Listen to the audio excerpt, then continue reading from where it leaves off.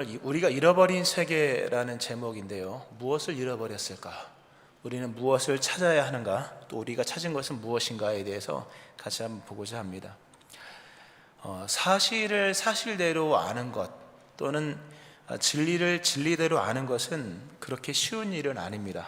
그것이 감춰진 사실이든 드러난 진리이든 간에 감춰진 것이라 하여서 어렵고 드러난 것이라 하여 쉬운 것이 아니라 감춰진 것도 어려울 뿐 아니라 그 드러난 사실 또는 진리도 바른 이해와 바른 해석은 참 쉽지가 않은 것입니다. 사실을 사실대로 이해하고 진리를 진리로서 진실로서 이해하기 위해서는 반드시 바른 기반이 있어야 됩니다.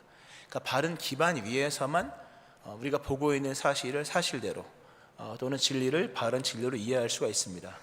가령 창세기 1장을 우리가 본다면 천지창조의 이야기는 빛이 있으라로 시작을 합니다. 이게 중요하죠. 천지창조의 시작은 빛으로 시작됩니다. 그러나 실상은 빛이 있으라는 것은 3절이고요 2절에 뭐가 나오냐면 이미 빛이 창조되기 이전에 땅이 있었고 그리고 물이 있었다는 말씀이 나옵니다. 이미 빛을 만들기 전에 물론 다 하나님이 그것도 만드신 거죠.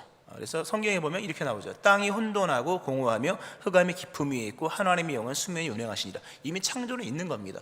그러나 그것을 창조의 시작이라고 그렇게 풀어가진 않습니다. 물론 창조죠. 근데 언제부터 창조가 되냐면 빛이 있으라부터입니다. 그러니까 빛이 있기 전까지 순서상으로 먼저 있었던 땅과 물마저도 혼돈과 공허였을 뿐이다. 혼돈과 공허는 창조라고 말하기 어렵죠. 그런데 빛이 등장하고 나서부터 땅은 만물의 태동의 기반이 되고 물은 모든 생명의 기반이 되는 것으로 그렇게 시작을 합니다. 그러니까 이미 시작되어 있는 것이 우리의 삶의 진리의 기반이 아닐 수 있다는 것이죠. 전혀 다른 관점으로서 우리가 잡아야 될 기반들이 비로소 우리가 가지고 있는 그 무언가의 사실을 사실대로 또는 진리를 진리대로 제시하는 역할을 한다는 거죠. 그러니까 본질을 이해한다고 하는 것은 바른 기반 위에서만 가능하고 그 기반을 찾을 때까지 우리의 이성과 판단과 사고마저도 혼돈과 공허에 불과한 것입니다. 믿음도 그렇습니다. 무수한 믿음의 날들을 보내지만 바른 기반 위에서 비로소 믿음의 의미를 알게 되는 것입니다. 오늘 그런 말씀의 내용입니다. 이 본문은 누가복음 15장이죠. 누가복음 15장에는 잃어버린 것을 찾는 세 가지의 비유가 나옵니다. 잃은 양을 찾는 비유, 잃은 드라크마를 찾는 비유, 잃은 아들을 다시 찾은 아버지의 비유 나옵니다. 예수님께서 잃은 양, 잃은 드라크마, 잃은 양의 비유를 말씀하셨는데 중요한 것은 모든 이야기가 다 찾는 이의 기쁨과 감격에 초점을 두고 이야기가 진술됩니다. 전개가 됩니다. 사실 드라크마는 물체니까 또 양도 사람이 아니니까 그런 아들에 관한 이야기는 길게 나오죠. 가장 중요한 것은 말씀드렸듯이 찾는 이 또는 찾은 이의 기쁨과 감격에 초점을 두고 이야기가 풀어져야만 이 본문을 바로 이해할 수 있는 거죠. 그러니까 본문을 보고 읽을 때 반드시 찾는 이의 초점에다가 기반을 두고 본문을 읽어야 본문 속에서 말씀하시는 하나님의 은혜를 얻을 수가 있습니다. 내용은 이런 것이죠. 우리가 잘 알고 있는 탕자의 비유니까요. 잘 알고 있는 말씀인데요. 아버지의 재산을 그토록 상속받고 싶었던 둘째 아들이 비로소 아버지 생전에 재산을 물려받습니다. 원래 구약을 보면 아브라함도 자기가 죽을 때쯤 됐을 때 재산을 분배를 하거든요.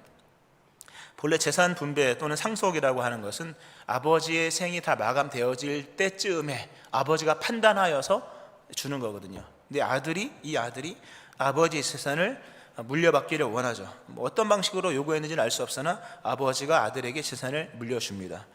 며칠이 안 되어서 재물을 다 모아가지고 먼 나라에 갑니다. 거기서 허랑방탕한 삶을 삽니다.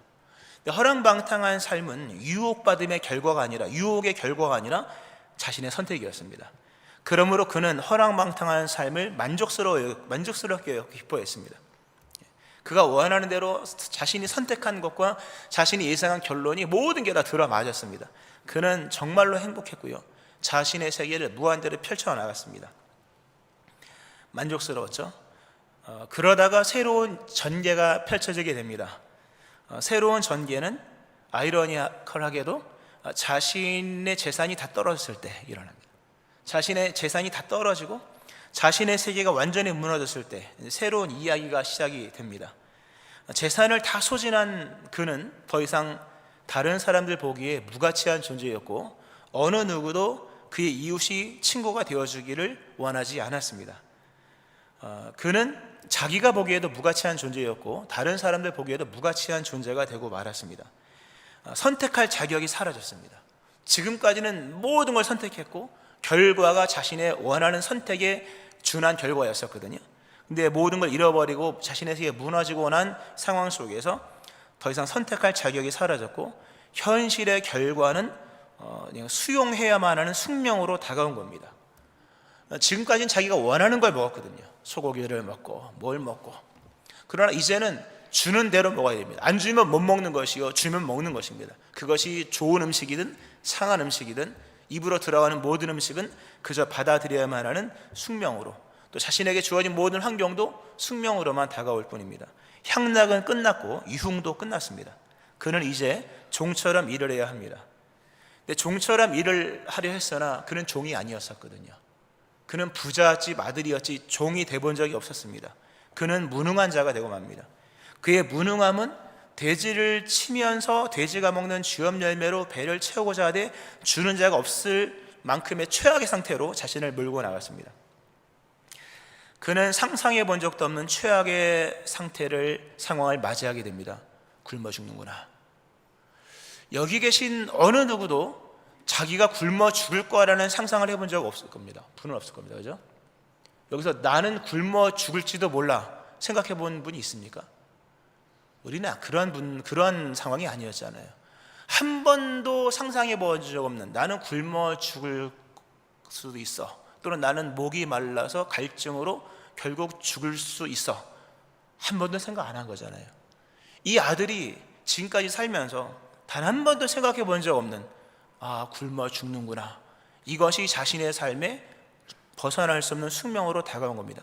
그러니까 상상해 본 적도 없고 생각해 본 적도 없는 최악의 상태가 다가와서 굶어 죽어가는 처지에 이르게 됐고 실제로 굶어 죽는 상황이 되고 만 것입니다.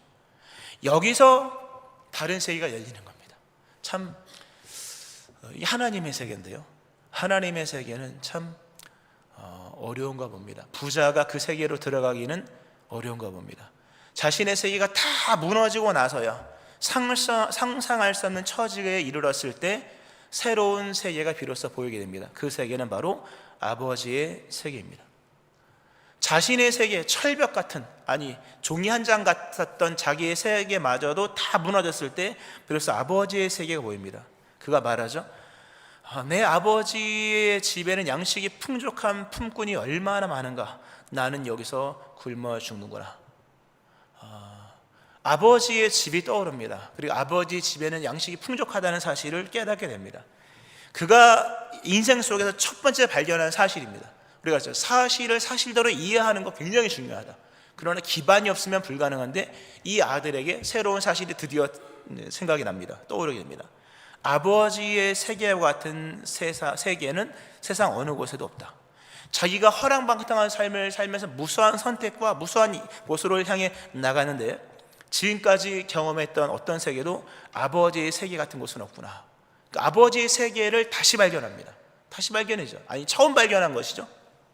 그리고 두 번째 사실은 뭐냐면 내가 살 수 있는 유일한 길은 아버지께로 돌아가는 것뿐이다. 내가 살 수 있는 유일한 길은 아버지께로 돌아가는 것뿐이다. 중요한 얘기죠. 내가 살기 위해서 돼지가 먹는 쥐엄 열매 아니면 다른 진흙이라도 퍼먹어야지, 이런 게 아니라 두 가지 사실을 발견했다는 부분에서 이 사람이 희망이 생긴 겁니다. 아버지의 세계가 있구나. 아버지의 세계로 돌아가는 것만이 내가 살 수 있는 유일한 길이다. 이 아들은 이 두 가지 사실 앞에서 항복을 합니다. 여러분의 인생 속에서 하나님께서 어떤 사실을 발견하게 하셨을 때 여러분은 그 사실에 항복을 해야 됩니다. 그 사실에 항복하는 사람은 살아날 것이요, 그 사실을 외면하는 사람은 끝내 숙명적으로 다가오는 종말을 맞게 되는 것이죠. 이 아들은 이 두 가지 사실, 어디 가도 아버지의 세계 같은 곳은 없다. 내가 살 수 있는 유일한 비결은 그 아버지의 세계로 돌아가는 것이다, 또는 들어가는 것이다. 이 사실 앞에서 항복을 합니다. 그리고 결단을 합니다. 아버지께로 돌아가리라. 아버지께로 돌아가리라. 무너진 자신의 세계를 과감하게 버립니다. 더 이상 어떤 것도 개의치 않고 여의치 않습니다. 생각하지 않습니다. 풍요한 아버지의 세계로 돌아갑니다. 하나님께서 우리에게 허락하신 진리와 말씀과 이 사실 앞에서 우리는 항복을 해야 됩니다. 우리에게 보여진 그 새로운 세계는 보라고 주어진 것이 아니라 들어가라고 주신 것입니다. 이 아들은 모든 것이 무너졌을 때 비로소 거듭났죠. 요한복음 3장에서 사람이 거듭나지 아니하면 하나님의 나라를 볼 수 없다. 드디어 아버지 세계가 보였고, 그리고 그는 어쨌든 거듭난 사람이 되었습니다. 왜? 죽음 앞에 처해 있거든요. 아버지께로 나가죠. 돌아가죠. 자, 아버지께로 돌아갑니다. 아버지의 집에 갔을 때 아버지의 세계는 여전히 건재했고 여전히 풍족했습니다. 참 대단한 거죠. 아들에게 재산의 상당수를 주었음에도 아버지는 여전히 풍족했습니다.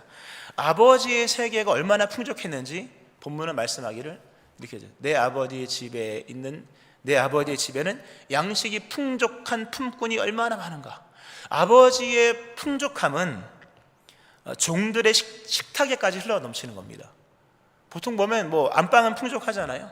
그러나 거실까지 풍족하게 세우는 것은 좀 어렵고, 넘쳐 흘러서 자기 집 문 밖으로까지 풍족이 넘쳐 흘러나가는 것은 어려운 일인데, 이 아버지는 얼마나 풍족한지 종들의 식탁마저도 풍족하게 하여서 그 집에 거하는 품삯을 받는 종들마저도 그 식탁이 풍족한 것. 오늘 이 풍족한 집에서 종들의 식탁, 이런 내용이 나오는 것은 아버지가 얼마나 풍족한 사람이었는가에 대한 내용입니다. 자, 이 아들이 아버지의 세계로 이제 돌아갑니다. 아버지가 아들을 맞이합니다. 참 놀라운 장면이 본문에 나옵니다. 옷을 입혀주고, 신발을 신겨주고, 가락지를 끼워주고, 살찐송아지를 잡아 잔치를 벌입니다. 참 귀한 장면이죠. 이 아들이 그 모든 것을 받아들입니다. 구원이라고 하는 것은, 구원은 아버지의 세계로 들어가는 것입니다. 여러분의 세계를 완성하는 것이 아닙니다. 여러분의 부족 부분을 채우기 위한 것은 믿음 생활이 아닙니다. 믿음의 생활은 아버지의 세계로 들어가는 것입니다. 구원은 하나님의 사실에 항복하는 것이고, 그 사실에 들어가는 것입니다. 그분의 풍요하심을 믿고 자신의 연약함, 빈곤함, 더러움을 가지고 그대로 주님께 나가는 것입니다. 이사야에서 말씀하죠. 오라 너희 목마른 자들아 물로 나오라. 돈 없는 자도 오라. 너희는 와서 사 먹되 돈 없이 값없이 와서 포도주와 젖을 사라. 너희는 내게 듣고 들을지어다. 그리하면 너희가 좋은 것을 먹을 것이며 너희 자신들이 기름진 것으로 즐거움을 얻으리라. 누구든 와라. 물 없는 자들, 목마른 자들, 배 줄인 자들 다 오라. 돈 없는 자도 오라. 돈 없이 갈 수 있는 곳은 별로 없죠, 여러분. 돈 없이 갈 수 있는 곳은 무료급식소 정도? 그죠? 그것도 몇 번 가는 거죠. 근데 우리 하나님은 돈 없는 자도 오라. 우리 하나님은 얼마나 부유한지 돈이 필요가 없는 분입니다. 얼마나 위대하신 분인지 사람의 신분을 따지는 분이 아닙니다. 하나님은 예수 그리스도 예수 안에서 모든 사람을 초청하시고, 우리는 그 초청하시는 하나님의 사실을 힘입어서 아버지께로 들어가기만 하면 영원한 양식과 영원한 생명을 얻게 되는 것입니다. 오늘 여러분에게 구원이 임하기를 주의 이름으로 축원합니다. 이 아들이 이렇게 아버지께로 돌아가서 이제 삶을 얻죠. 근데 진정으로 이 아들이 이제 아버지의 집에 돌아와서 경험하는 것은 아버지의 부유함을 경험한 것이 아니라 아버지의 세계관을 경험을 합니다. 중요한 얘기죠. 아버지의 세계관을 경험한 겁니다. 이 본문과 바로 이어서 나오는 첫째 아들은 안 읽었잖아요. 첫째 아들이 혼란스러워한 것, 그리고 이 둘째 아들도 혼란스러워했을 내용이 뭐냐면 아버지의 세계관입니다. 이 아들은요, 아버지의 집으로 돌아갈 때 아버지의 세계 중심부로 들어갈 생각은 없었습니다. 왜냐하면 중심부를 가지고 나왔거든요, 자기가. 그러니까 아버지께로 돌아가려 했을 때 이 아들은 아버지 넓은 세계의 한 구석진대로 들어가기를 원했습니다. 내가 하늘과 아버지께 죄를 지었사오니 이제부터는 아버지의 아들이라 일컬음을 감당하지 못하게 싸우니 나를 아들이라 칭하지 마시고 나를 품꾼의 하나로 써주소서. 아버지 넓은 세계의 한 구석을 담당하는 빗자루질하고 걸음을 치고 또는 농사를 짓고 허드렛 일, 이런 뒷일을 해야 되는 어떤 그런 한 종으로 아버지의 세계에, 그냥 그날 풍족한 세계이지만 아버지의 세계 어느 구석으로 들어가기를 원했던 거거든요. 근데 아버지는 아들을 그렇게 맞이하지 않습니다.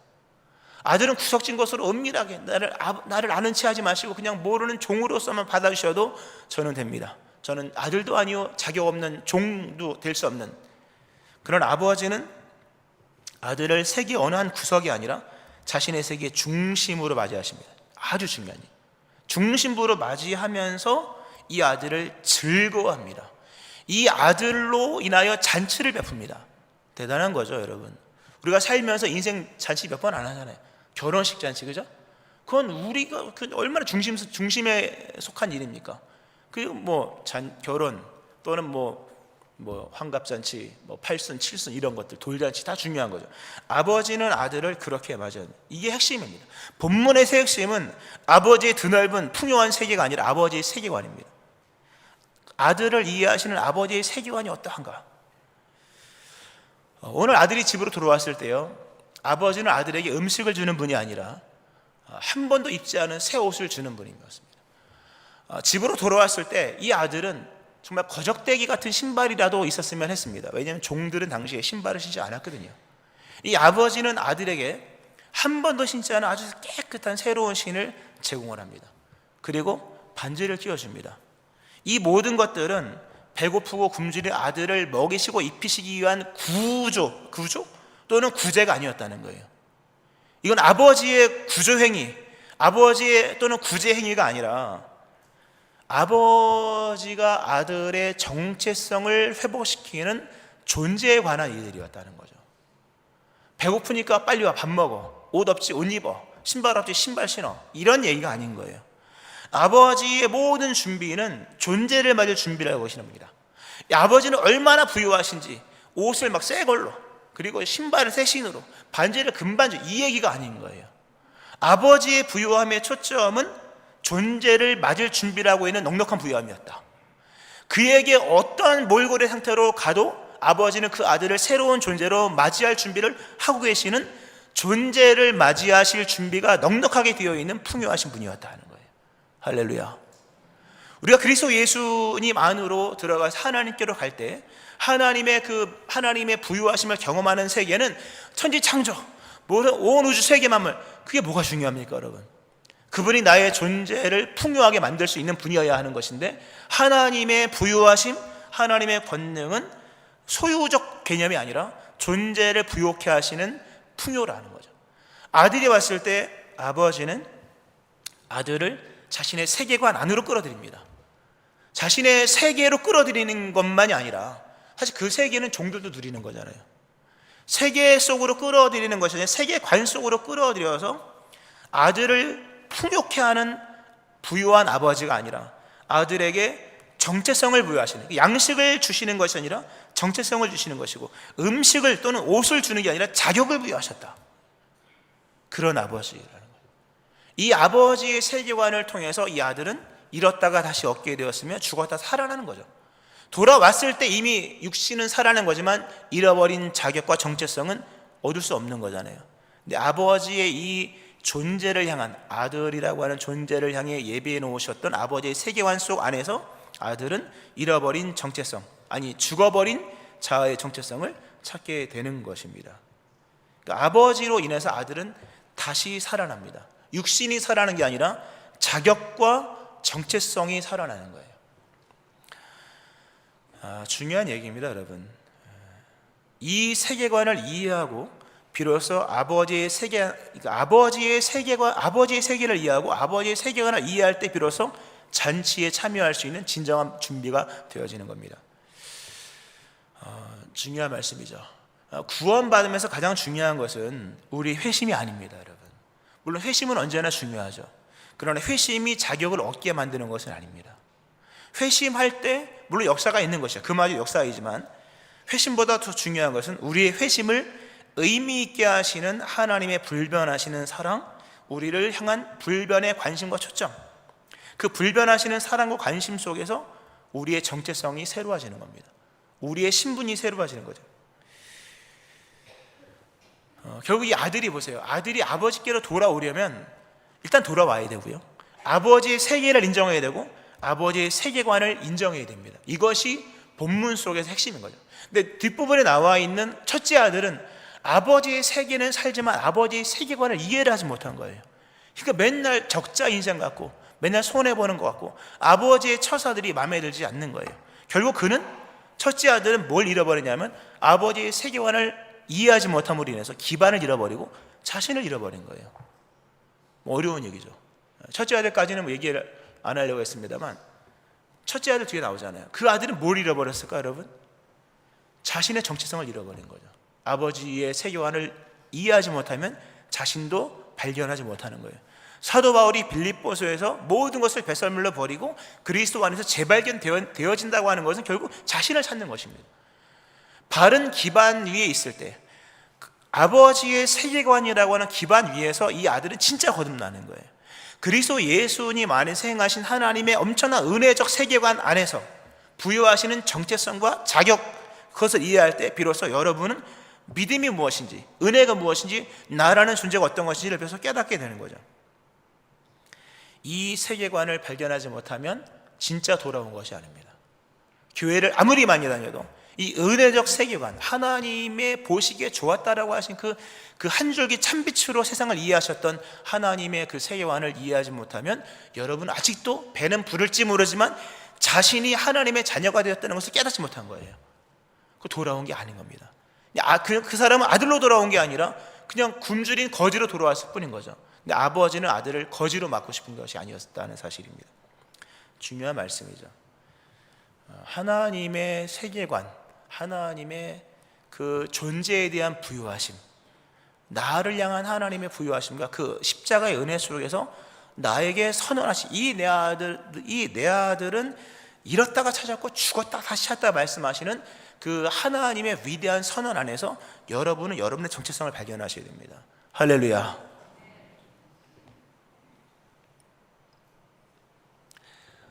지금까지의 설교 말씀은 설교 전반이었습니다. 물론 굉장히 중요한 얘기죠. 그죠? 여기서 끝내도 아무런 문제가 없고요. 하나님의 아버지의 세계관은 굉장히 중요한 용어입니다. 키워드죠. 지금부터 드리는 말씀 적용편입니다. 탕자 이야기를 아무리 이해를 많이 해도 내 안에 적용되지 아니하면 뭐 남의 음식 맛있게 먹는 거 보고 참 잘 드시네 이것밖에 안 되는 거예요. 지금부터의 말씀이 더 중요합니다. 우리가 잃어버린 세계. 우리는 많은 것을 잃어버린 채 살아가고 있습니다. 근데 실상은 잃어버린 게 아니라 잊고 있는 거예요. 근데 우리가 어떤 것을 잊고 있을 때 너무 오래 잊어버리면, 망각해버리면요, 잊어버리고 있다는, 망각하고 있다는 사실조차도 깨닫지 못합니다. 그러면 진짜 잃어버린 거나 다름이 없는 거예요. 분명히 집 안에 반지가 있어요. 근데 반지를 어디 놨는지 기억이 안 나요. 그러면 아직도 반지는 있는 거예요. 그런데 반지가 있었다는 기억조차 없다면 그는 그 집안에 반지가 있는 것은 분명하지만 적어도 그는 반지를 잃어버린 사람과 별 차이가 없는 거죠. 왜? 잃어버렸다는 개념조차도 없고 반지에 대한 기억조차도 없다면 반지를 옆에다 두고 있다 할지라도 그는 반지를 잃어버린 사람과 같은 겁니다. 본질적인 것, 우리가 신앙생활을 하고 인생을 살면서 무수한 것을 생각하고 발견하고 기쁨을 누리지만 본질에 관한 걸 생각을 해봐야 됩니다. 이 아들이 아버지의 세계를 몰랐었고 아버지의 세계관을 더 몰랐었다. 이 아들은 이미 그 자체로 벌써 탕자였던 거예요. 본질의 세계관에서 우리가 본질적인 것들, 하나님, 그리스도 예수, 그리고 성령님에 대한 우리의 생각과 기억은 얼마나 살아있는가. 만약 우리가 하나님에 대해서, 그리스도 예수님의 십자가의 죽으심과 부활, 또 예수님에 대해서 또는 성령님에 대해서 잊고 있다면, 그리고 얼마나 많이 오랫동안 잊고 있었는지 그분을 찾아야 할 이유조차도 생각하지 못한 채 성령님에 대한 개념조차 없어져 버렸다면 그 사람은 본질적 개념 앞에서 그는 탕자입니다. 본질적 개념 앞에서 적어도 그는 탕자예요. 우리가 여기 오신 분들이 무슨 음주가무를 하겠습니까? 그죠? 적어도 우리 교회 성도님들은 음주가무 안 할 거라고 저는 믿어 의심을 합니다. 할 수 있겠죠. 의심은 여지는 남겨놔야 도마가 살아날 수 있네요. 여기 계신 분들이 누가 음주가무를 하겠습니까? 예수 믿는 사람이 무슨 술, 담배를 뭐 한다 해서 구원 못 받는 건 아니니까요. 우리가 탕자가 될 확률은 거의 없어요. 탕자에 대한 개념은 본질 앞에서 얘기입니다. 성령 앞에서 이야기요, 예수님 앞에서 이야기요, 하나님 앞에서 이야기요. 만약 우리가 하나님의 사람인데 하나님을 기억하지 않고 잃어버리고 기억조차 못하고 있다면 그 사람은 하나님 앞에서 본질적 개념으로 본다면 그는 탕자인 거예요. 성령님에 대해서 기억조차 하지 못하고 간구조차 하지 않고 있다면 그는 성령님을 잃어버린 자요, 그는 탕자인 것입니다. 우리의 탕자의 이야기는 음주가무에 대한 이야기가 아닌 거예요, 여러분. 본질 앞에서에 관한 이야기예요. 이번 캄보디아 십자 단기 선교를 다녀왔습니다. 이번 선교 주제가 성령을 받으라였습니다. 성령을 받으라.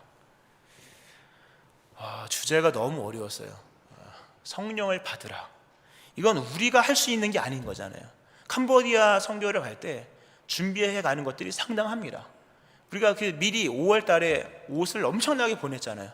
배편으로 이미 보냈고, 그것도 모자라서 갈 때도 수많은 캐리어에다가 여러 가지 것들을 챙기고, 공과 공부, 교재, 활동 교재, 뭐 여러 가지 것들을 어쨌든 복음을 담기 위한 도구와 방편들을 무수하게 챙겨갔으나, 그러나 성령은 챙겨갈 수 없는 거잖아요, 여러분. 성령은 호주머니에 가져가서 받아, 이게 아닌 거잖아요. 이 10차 캄보디아 단기 선교는 10차, 회차가 10번이나 됐음에도 불구하고 완전 새로운 단기 선교였습니다. 뭐 물건을 주는 것도 쉬웠고, 옷 나눠주는 건 더 쉬웠고, 음식 만들어주는 것도 뭐 힘든 일이었으나 불가능한 건 아니었습니다. 그러나 성령은 위로부터 오는 거잖아요. 그분이 주도하셔야 하는 일이기 때문에 누구도 호주머니에서 뭘 주듯이 줄 수 있는 상황이 아니었다는 거죠. 그러므로 이번 선교는 굉장히 부담스러웠습니다. 아마 모든 선교를 떠나는 모든 분들이 부담스러웠고, 뭐 당연히 저는 뭐 목사였으니까 더 부담스러웠겠죠. 그러니까 이번 선교에서 가장 중요한 것은 성령님이십니다. 성령님이 임재하지 않으면요, 아무런 의미가 없는 거예요. 그냥 구제 활동하다 오고 마는 것입니다. 그러니까 당연히 단기 선교를 준비하면서 성령을 찾게 되는 거죠. 성령 이번에 열심히 찾았어요. 목회하면서 이렇게 성령 찾은 것은 참 오랜만인 것 같아요. 성령을 찾는 온 44명이죠. 물론 주변에 기도해 주는 분들도 마찬가지였고 온 성도가 마찬가지였을 것이라고 그렇게 생각이 됩니다. 그러니까 성령을 찾는 순간이었으면 적어도 우리가 4월부터 시작했죠. 7월 한 달은, 본격적으로 준비한 7월 한 달은 성령을 향해 회심하는 시간이었습니다. 이거는 회심의 시간과 가까웠어요. 거의 같은 개념이었습니다. 우리가 성령의 충만함을 간구하는 것은 늘 하는 거잖아요. 금요기도 때 성령 충만, 새벽기도 때 성령 충만 하는 것이지만 이건 완전히 다른 개념이었습니다. 성령이 진짜 역사를 하셔야만 했기 때문에 단기 선교의 모든 준비는 성령을 찾는 준비였고, 성령을 향해 회심하는, 우리 모두가 성령님을 향해 회심하는 그 개념에서 돌이켜 봤을 때 우리가 성령을 잃어버렸었구나, 이 생각이 들더라고요. 성령을 잃어버렸던 거예요. 있는 줄 알았죠. 물론 계시죠.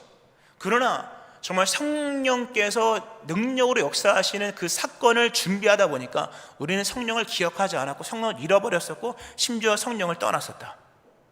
정말 성령님께 가까이 가려고 애를 써보니까요, 성령님과 우리가 상당히 멀리 떨어져 있었다는 것을 깨닫게 되더라고요. 본질을 향해 나가는 순간 내가 본질에서 얼마나 멀리 떨어진 탕자였는가를 깨닫게 되더라고요. 그러니까 우리가 잃어버린 세계가 있었다는 거죠. 바로 성령님인 거예요. 성령을 잃어버린 시간들을 보내고 있었다는 거죠. 단기 선교를 갔는데 만약에 성령님이 역사하지 않으시면 이 본문의 아들이 주림배를 채우고자 하나 돼지 먹가 먹는 주염매를 그조차도 주는 자가 없었다. 만약에 성령께서 역사하지 아니하시면요, 우리가 준비해간 모든 것들은요, 결코 어느 누구의 배도 채울 수 없는 배를 채울 수 없는 주염열매 정도밖에 안 되는 거예요. 성령이 역사하지 아니하시면, 단기 선교 때 성령이 역사하지 아니하시면 준비해간 무수한 옷들과 여러 프로그램들, 여러 복음의 방편들 다 주림배를 채울 수 없는 돼지가 먹는 주염열매만도 못한 것들이 되는 거예요.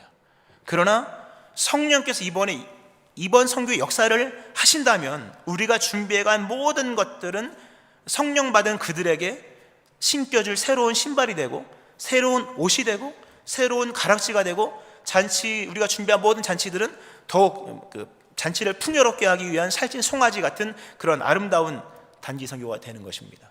할렐루야. 참 걱정을 많이 했어요. 모두가 걱정했겠지만 성령을 어떻게 줍니까? 그죠? 어려운 거예요, 사실. 근데 감사하게도, 놀랍게도 이번 선교의 주제에 맞게, 성령을 받으라는 주제에 맞게 성령께서 임하셨습니다. 할렐루야. 박수로 하나님께 영광을.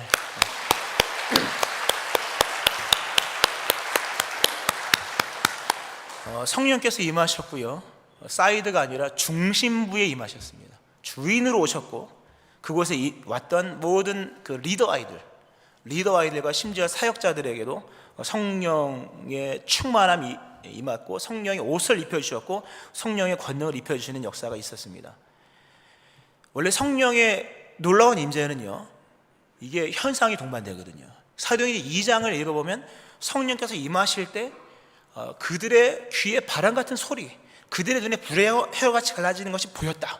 그러니까 성령의 강력한 임재는요, 분명히 보게 하시고 듣게 하십니다. 이번 단기 성교는요 44명이 다 보게 하시고, 아니 거기에 참여한 모든 그 임원 리더들과 모든 사역자들이 보게 하시는 강력한 성령의 임재의 역사로서 보게 하시고 듣게 하시는 그런 역사의 사건이 있었습니다. 그러니까 성령의 임하심으로 단기 성교의 모든 일은 성령님과 더불어 기뻐하는 잔치가 되었고요, 또 권능의 역사가 있었고요. 일일이 다 뭐 설명하면 은혜가 떨어지니까 나중에 영상을 나중에 다음 주에 보시면 되겠고요. 그리고 모든 성령의 역사 이후에 우리가 함께 성령님 안에서 함께 한 형제가 되어서 드디어 하나가 되어서 한 성령 안에 하나 되어서 서로 격려하고 위로해주는 시간은 실로 눈물의 시간이었습니다. 눈물로 위로하고 격려하고, 그리고 우리에게 임하신 성령님과 더불어서 나와 함께 즐기자, 나 이런 양을 찾아노라, 나 이런 아를 찾아노라 하면서 나와 함께 즐기자 했던 말씀처럼 집회 후에 드렸던 찬양과 워십은요 실로 천국의 찬양과 워십, 나와 함께 즐기자, 이게 하나님이 함께 하실 때에 하는 즐거움의 잔치가 어떤 것인가를 경험하는 잔치였었습니다. 할렐루야. 우리 갔다 오신 분들은 뭔 얘기인지 아실 거고요, 못 갔다 오신 분들은 내년에 꼭 가시기를 바랍니다. 놀라웠어요. 캄보디아 선교를 이제 마치고 왔는데요, 어제 왔죠. 어제 우리 1시가량 도착을 했습니다. 우리가 이제 캄보디아 선교를 가면 그 세 교회가 있잖아요. 오마을 교회, 뜨렁병 또노알 교회, 건초 교회가 있는데요, 선교를 시작하기 전에 항상 교회를 가면 떠들지 말고 잡담하지 말고 짐도 내리지 말고 바로 교회로 올라가라 그럽니다. 올라가서 다 무릎을, 십자가가 다 있으니까 무릎을 딱 꿇고 임하실 하나님과 역사하실 성령님을 기대하면서 이제 기도를 합니다. 근데 그때 은혜가 많이 임해요. 선교를 다 끝마치고 와서도 다시 원래 모두가 와서 본당에 와서 기도를 해야 됩니다만, 근데 항상 끝나고 나면 이제 끝난 거라 그렇게 안 되더라고요. 근데 이제 저는 이제 올라왔죠. 올라와서 혼자 이제 본당에 이제 앉아서 기도를 드렸습니다. 뭐 길지 않은 시간이죠, 당연히. 짧은 시간이었는데요, 놀라운 은혜가 있더라고요. 그러니까 주의 음성이 들리는 것 같아요. 그러니까 들리는 것 같다라고 말을 하지만 음성으로 들은 거죠, 저는 개인적으로요. 이렇게 말씀하시는 주의 음성: 푸른 숲 성산교회는 실로 교회이며 너희는 실로 나의 백성이며 너희가 행하는 선교는 실로 하나님의 선교다. 음성이 분명했어요. 우리 교회는 교회이며 우리는 그리스도 예수의 종들이며 예수의 사람이며 우리가 이번에 행한 선교, 너희가 행하는 선교는 실로 하나님의 선교다. 그러면서 새로운 세계가 열리더라고요. 너무 신비적으로 말하면 안 되니까요. 새로운 이해가 다가오더라고요.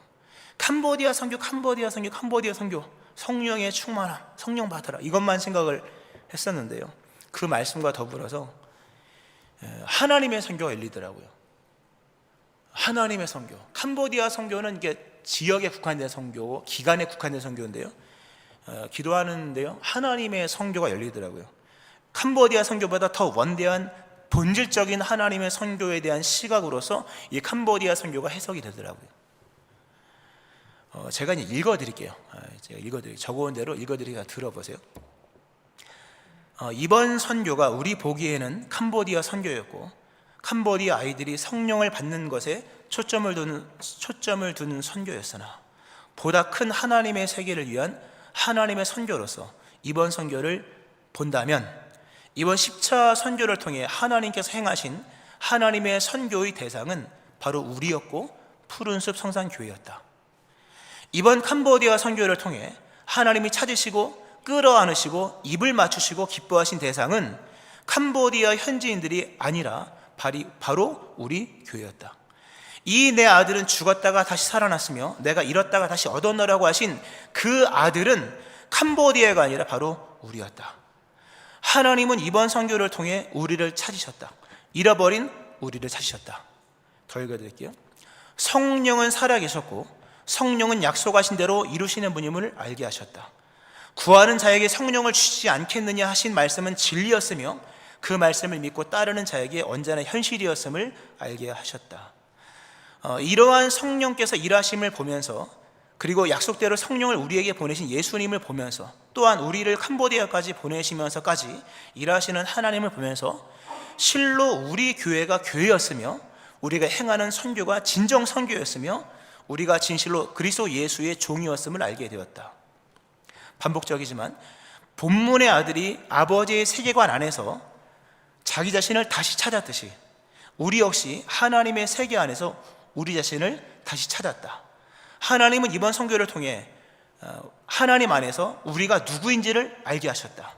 우리가 잃어버린 우리의 정체성과 우리의 존재, 우리 교회의 존재를 알게 하셨다. 하나님은 우리 교회를 잃으셨다가 다시 얻으셨다. 잃어버린 하나님의 세계를 다시 찾으셨다.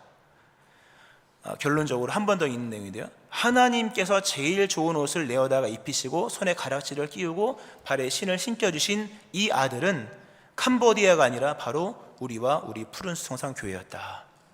아멘. 기도하시겠습니다. 생각조차 하지 못하여서 잃어버리고만 하나님의 세계를 이번 캄보디아 단기 선교를 통하여 다시 얻게 하심을 감사드립니다. 성령님을 향한 회심이었고 하나님의 세계관 안에서 잃어버렸던 정체성을 찾게 하시는 하나님의 구원의 역사였음을 고백합니다. 이번 선교를 통하여 끌어안으신 아들은 캄보디아가 아니라 실상은 우리 푸른 성산 교회였음을 고백합니다. 푸른 성산 교회는 실로 교회이며 우리는 실로 하나님의 백성이며 우리는 그리스도 예수의 종들이며 우리가 행하는 선교는 실로 하나님의 선교인 것을 선언하시는 주님 앞에서 우리는 우리의 잃어버린 정체성을 다시금 찾게 되었습니다. 모든 것은 하나님의 은혜였으며 베푸시는 하나님의 은혜의 세계관 안에서 일어난 하나님의 선물이었음을 고백합니다. 홀로 영광 받아 주옵소서. 예수님 이름으로 기도합니다. 아멘.